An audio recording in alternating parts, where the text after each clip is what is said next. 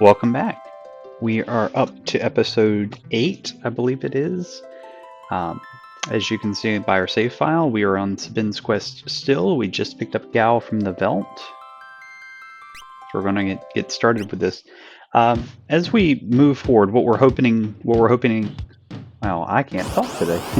What we are hoping to do is to be able to get through the rest of Sabin's quest and perhaps even the end of what I like to call Chapter 1, where the parties get back together.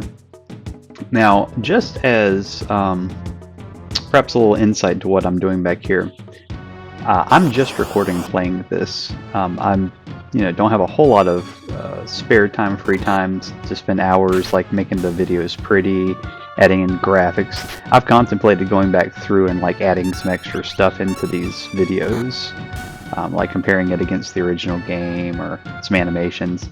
I literally sit down, hit record myself playing, do some quick editing, throw the video together, and that's it. So the cinematography, the recording quality, all that's pretty poor. So I do appreciate your understanding in that regard. I'm not really doing this for anything other than just my own, self want to do so.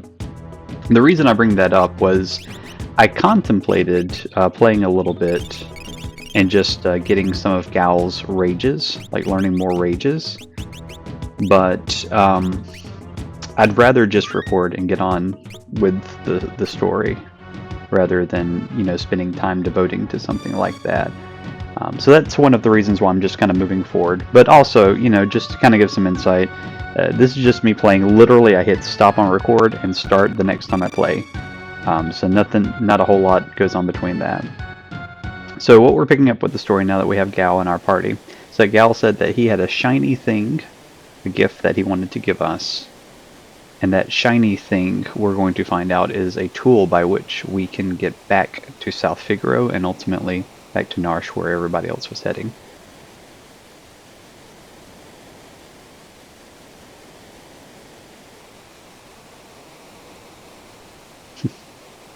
So there's a few bits that we can trigger in here, like up here. Gal thinks it's over here and it's not. There's a bit we can do here where he tries to play a trick on us because he's a kid.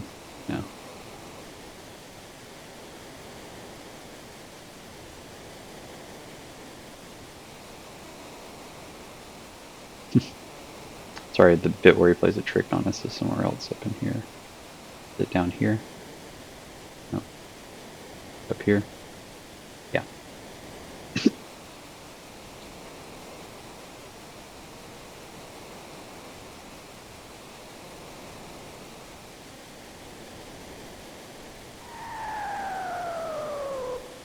Ugh, 500 gil. It's been a long time since I triggered that. I forgot how much, if that's even how much it was originally.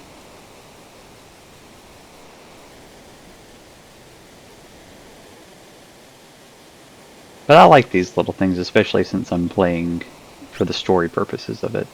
Though I am unenthused, that was about 30% of my money that just went down. But here's the item. The shiny treasure is in fact a scuba helmet.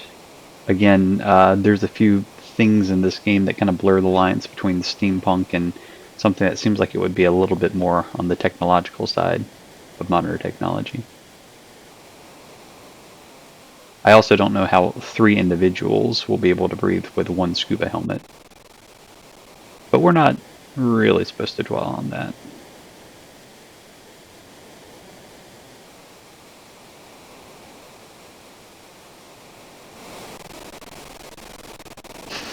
These rapids look quite rapid.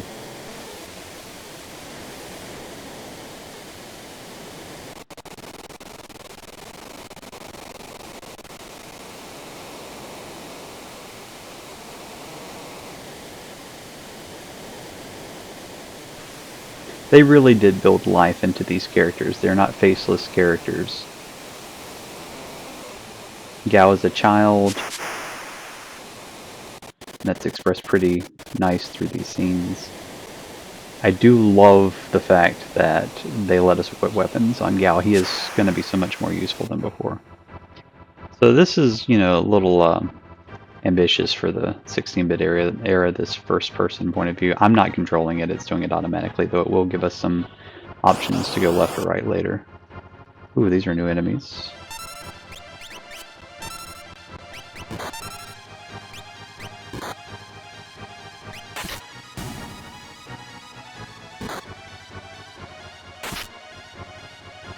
I did get another black belt as a drop earlier, it looked like. That's likely going to be helpful as well moving forward.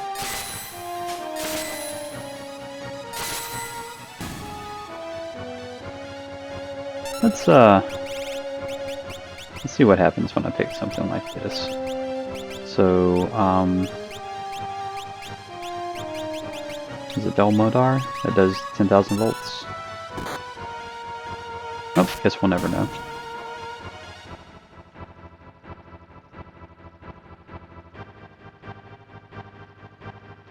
I feel like at this first junction we're going to get to, if we change and go to the left, we'll bypass a cave. I'm going to go ahead and do that, because, well, I should have probably gone through the cave, if I were going to be honest. So that was the 10,000 volts. That did not do the damage I thought it might do. I am kind of trying to zip through Serpent's Trench here, just because what's to come is going to take quite a bit of time. I was going to originally, in my planning, devote an entire episode to what's about to come. The fact that we're going to have to, you know, spend about 10 minutes up front here before that.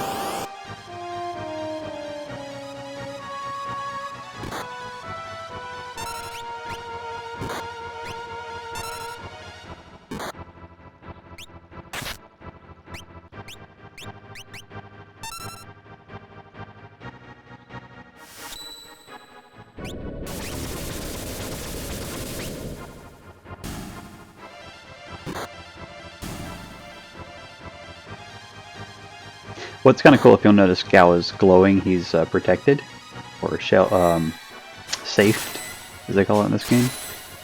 Some of his rages will give me some status effects. So sometimes a rage can be used not for its offensive purposes, but for its defensive purposes.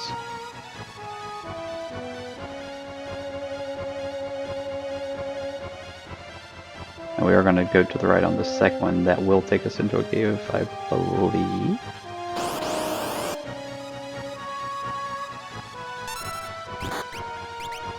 So I think I have a new. Okay, so I think I have a new rage, even though I didn't do the leap. So normally in the original game, Gao can only learn new monster abilities on the Veld, and you have to do a move that only shows up in his menu on the Veld called leap, and so it takes some time. But I did remember in the last episode when we were learning about how it's different with him, that he can learn stuff not on the Veld. But it looks like I don't even have to leap. I just get him. So it's like I just naturally learn these moves as I fight enemies, and that's really, really awesome. I think you can only get to that from another cave. Ooh, there's monsters down here.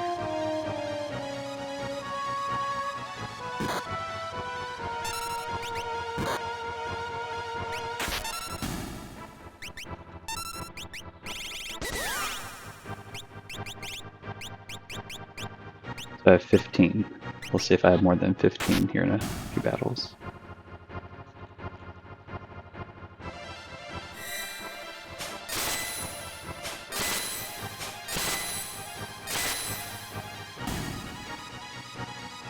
I got no experience for that. That was weird.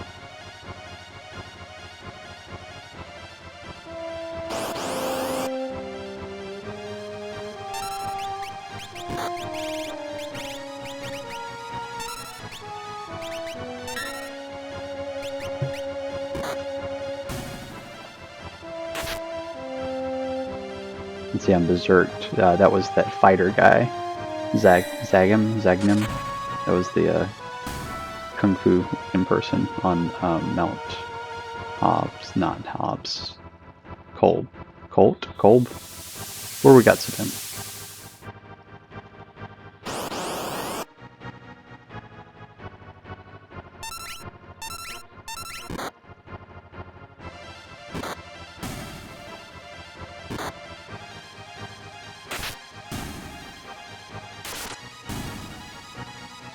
Three high potions, that was worth it. There's that chest I tried to get earlier. Green Beret is going to go on Sabin. He already has one.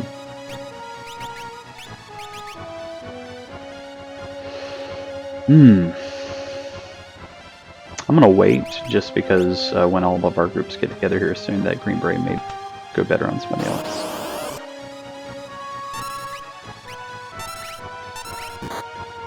So some of these dynamics, Cyan being able to do his moves faster, Gal being able to be a lot more useful. The next thing that's going to happen in this game, I'm starting to really wonder how I'm going to go about it now. The dynamic of this team is a lot different than a normal playthrough.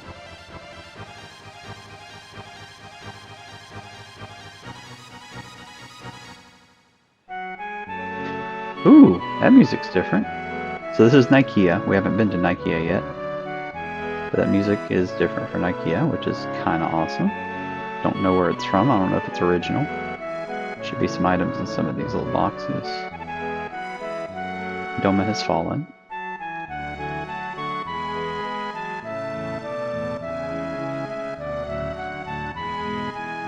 Now, we do want, excuse me, we do want to buy some stuff here. We want to prep our party for what's coming up. And wow, everybody's got what they need. So normally, there are some weapons that this guy sells that are upgrades for some of the other party members we have. That is no longer the case, it looks like. Let's see what we've got here. So the headgear is an upgrade. These are better on the defense, but this Magus hat is more experience, more price, and I'm guessing it has some other. Probably want to grab one of those for Edgar and or Terra. Grab another one of those, and that's my money.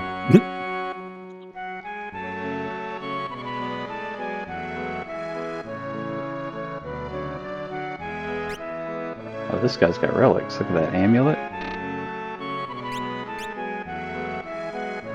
I have no idea what that is or means. But you know what? Let's take a second.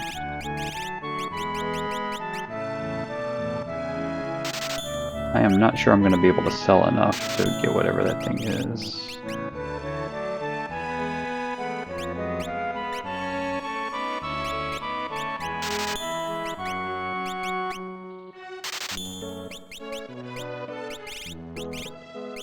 Yeah, just not going to be able to get it. I don't know what that is, but I am curious what that is. We'll have to wait and see.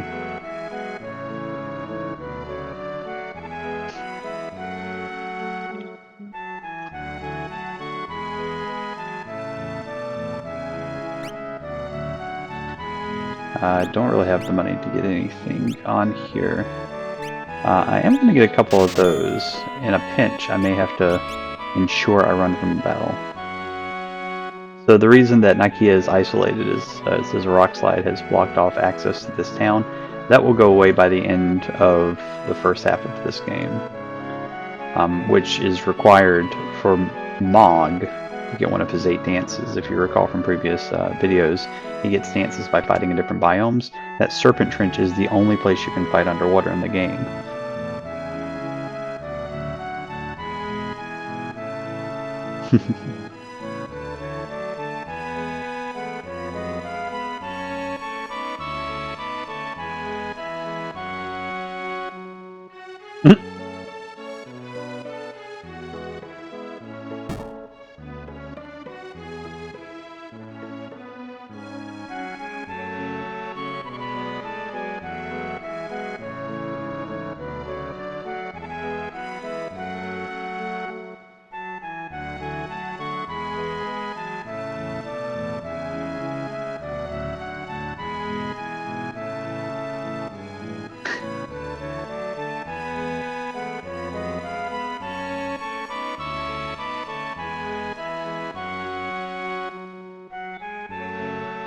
I'm sorry, jobs? The item shop here is famous for buying anything you bring him, even if it looks like treasure. Explain.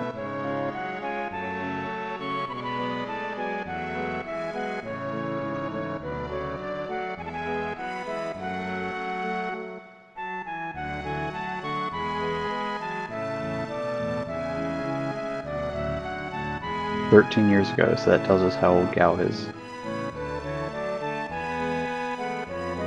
This kind of tells us what happened there.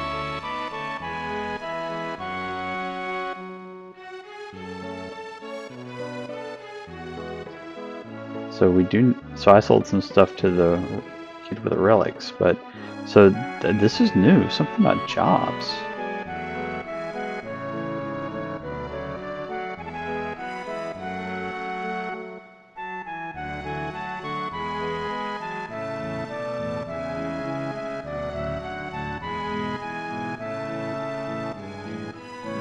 I am so torn right now because, as I mentioned, you technically need that in order to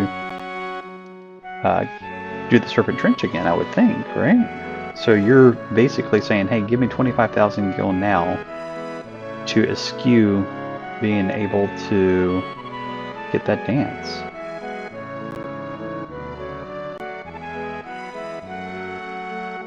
I don't know what to do. Let's go ahead and sell it just because it's something that's different and new. And I want to see what happens.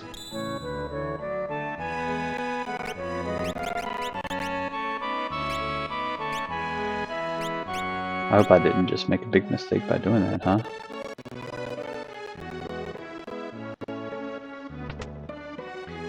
So this was really interesting.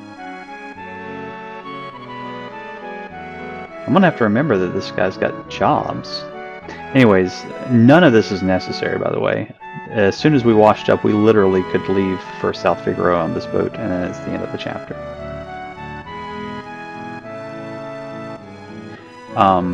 What I'm going to do real quick, though, is step outside the town and save it, because once I sail on this boat, since this is the last scene, it will unfortunately mean that we will be immediately thrust into the next plot, and I won't be able to go back.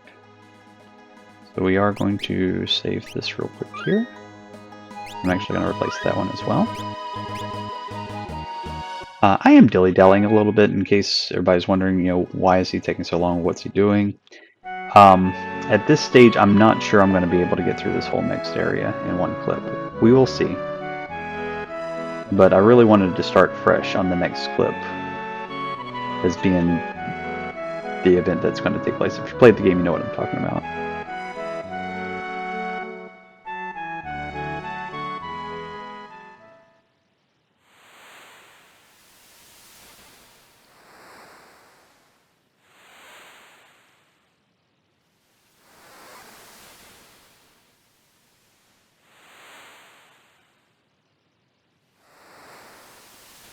Now what's interesting is this ship is heading to South Figueroa.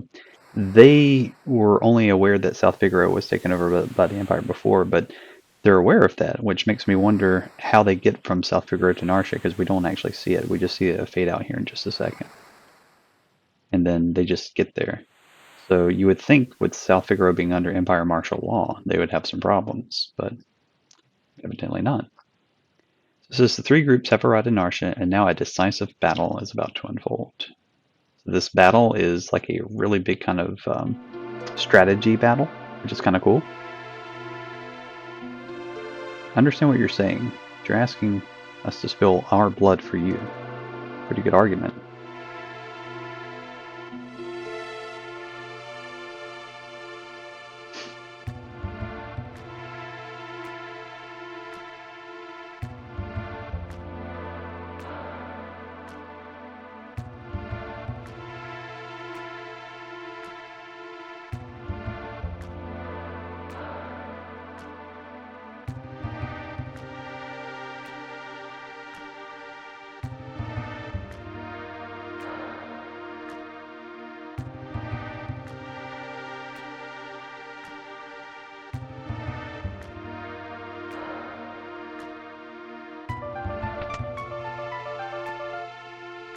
And this is what's really weird, is that Sabin makes it here before Locke.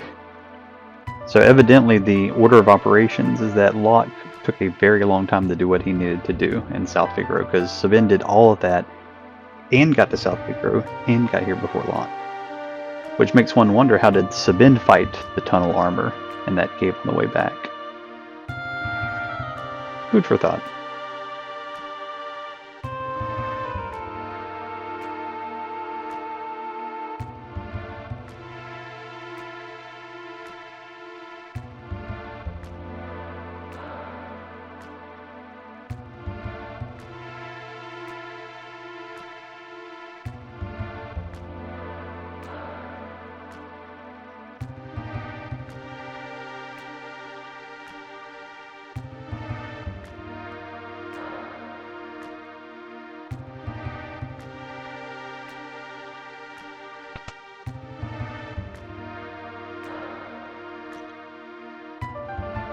I'm still getting used to Celeste not wearing her white cape.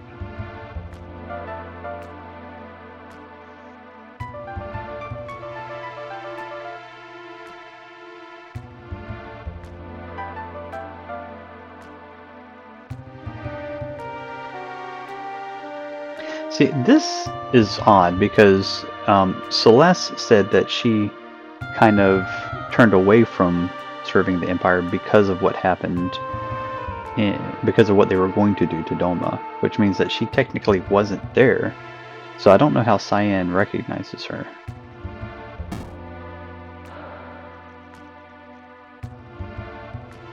Outside of her being the infamous General Celeste, yeah. Oh, so he was familiar with what happened to Miranda, which she was the general in charge of that battle.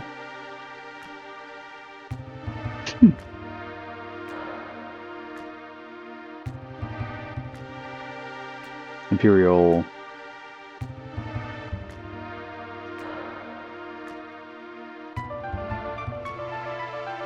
I do like that Cyan is a very honorable person, but still has a little bit of a hard time trusting Celeste.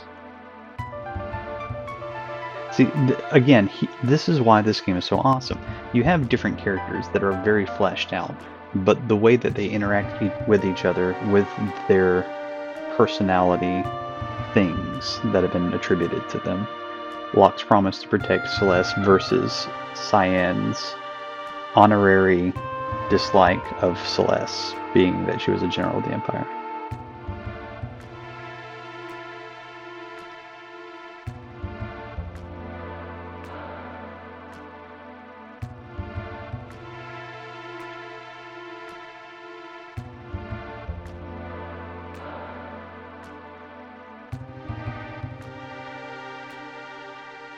Another classic line.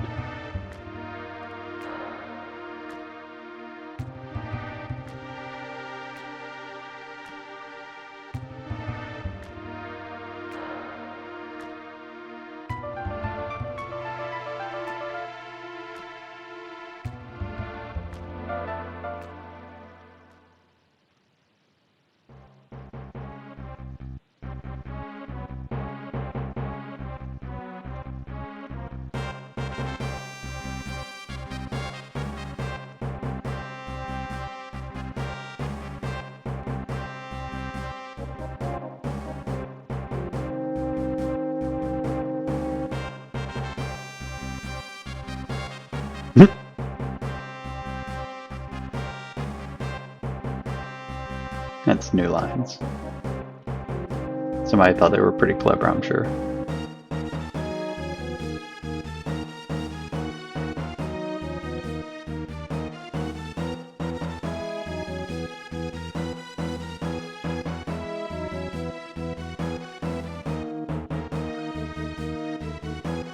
See, I kind of think that they knew that they were going to be attacked because of that line, that they moved the Esper out of the caves where they were mining, which were right on the other side of town, kind of off to the side of town, that you kind of could bypass Narsh to get to, as if they anticipated that the troops were coming. Some nice little bits of dialogue here.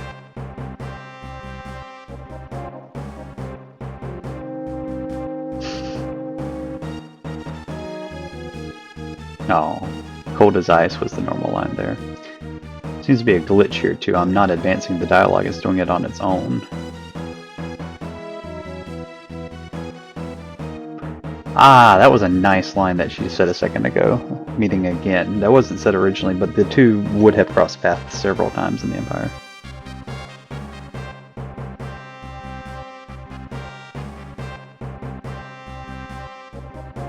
Here we learn that she is not a natural magic user, but she was one of these individuals experimented on to be infused with magic. I love this line out of the blue. Is it possible for you to love other people? She says, are you mocking me? But that's part of Terra's identity crisis she's going through. She doesn't really understand emotions now that she doesn't have a slave crown on her head. She's used to being told what to do. Now that she doesn't have that, concept of emotion is something she's having to learn. Maybe not for the first time ever, but for the first time in a very long time. And so little pieces of dialogue like that may sound odd and out of place, but it's in line with those events.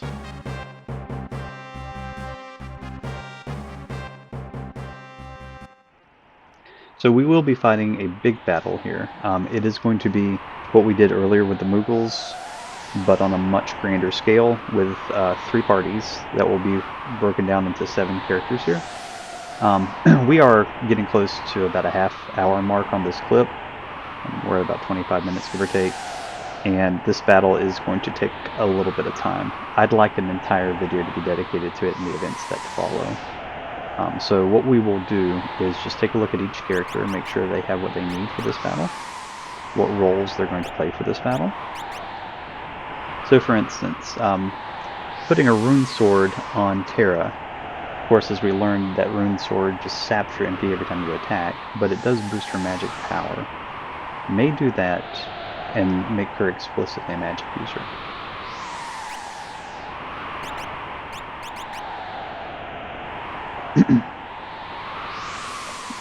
Excuse me. So that being said, let's take a look at some of these other things. The headgear will boost her defense, magic defense, but drop her speed a little bit. Iron is a little bit less than that. Just one tab. Well, there's also the green beret, but as you can tell, that's really going to heighten a lot of things, including power. I really think I'm going to put that on Edgar.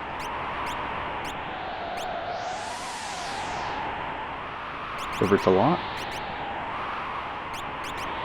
Locke has pretty much everything that we're going to give him, except we might give him the shinobi gear to boost that defense, but I'd like to come back to him. I'm going to make sure I get the characters who are going to be at most used and play the biggest role. So Ben is going to play the biggest role bar none. So I want to make sure he's got everything that he needs.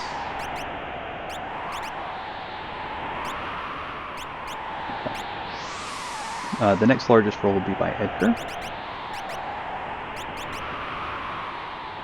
So it looks like what I did to Edgar was give him a Genji glove to boost his attack. So let's start with relics actually with him.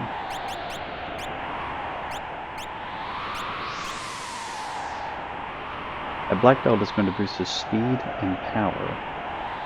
But he's going to take a big ol' hit on defense and everything else. And that's fine for now.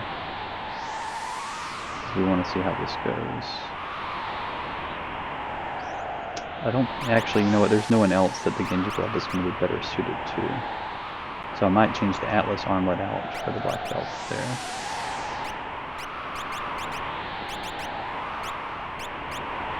It's going to give him the best chance to do damage with his crossbow. Cyan is going to be a damage dealer.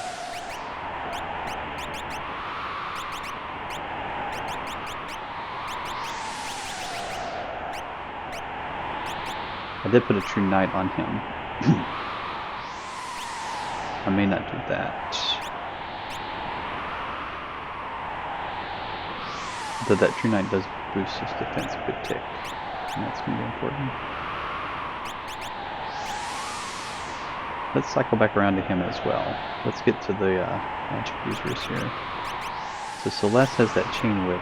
Oh man, that puts us in an awkward position now, because I did not get a sword for her, which she is going to need to do runic, which is going to be required for this at some point.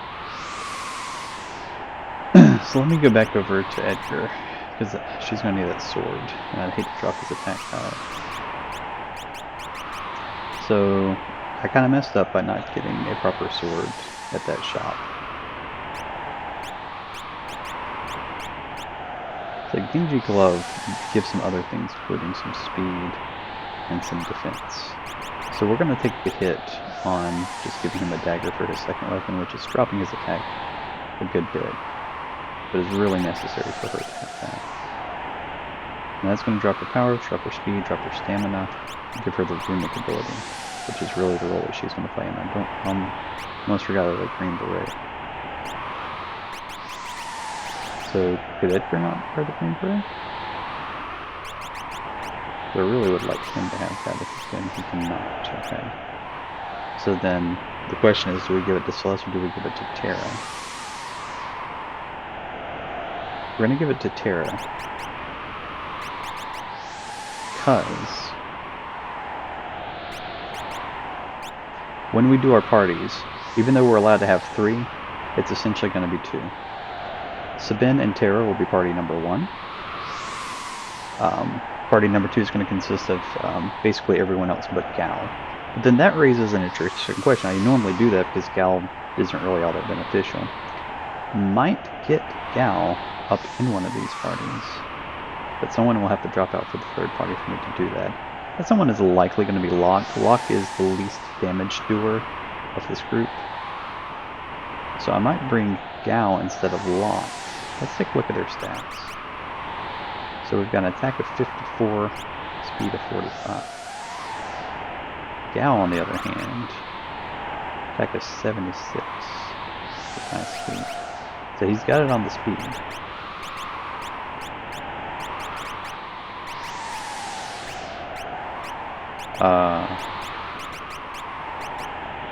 Why are they all grayed out?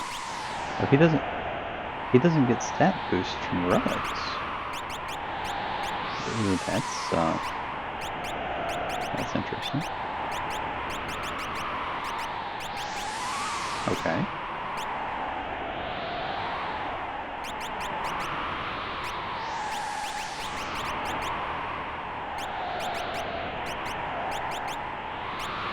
Oh, that beret. Oh, yeah. So let's get on Terra here. That's what we really need with her, is to wear that beret. Basically, it's going to make her immune to status effects. Well, let me think about that, because none of the enemies that they're going to fight are going to have status effects. The people that will have status effects are going to be... But he's already maxed out on relics. So let's put that on Celeste.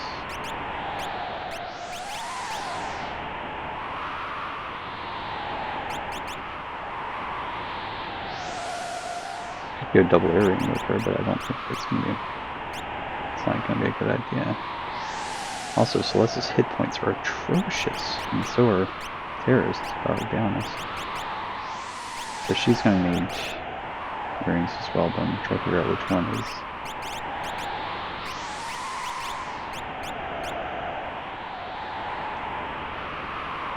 %50% on power.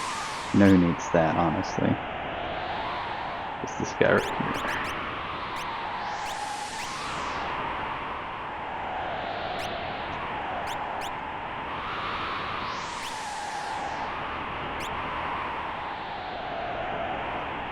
And that brings us back over to Locke.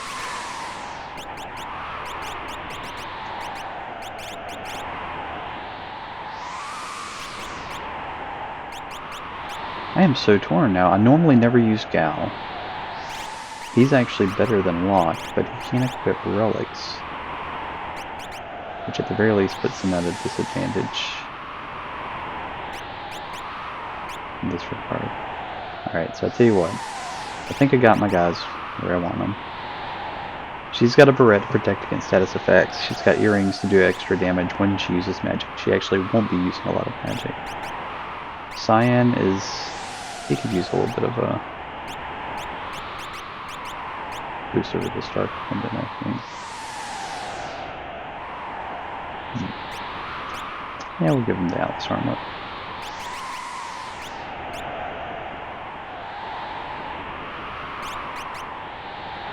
Give her the rune blade for magic purposes. So we want to make sure her magic power is the highest that we can get it. Give her an earring to boost that even more. A white cape to help with defense. Alright, I think we got it the way we want it now. So we are going to come up here. We are going to save it here. We're going to make this a shorter clip than usual. So the next time, this is going to bleed over into a new episode, episode 9, where we will have the battle for the Esper. So I appreciate you watching. Stay tuned for the end of chapter 1 with our next clip.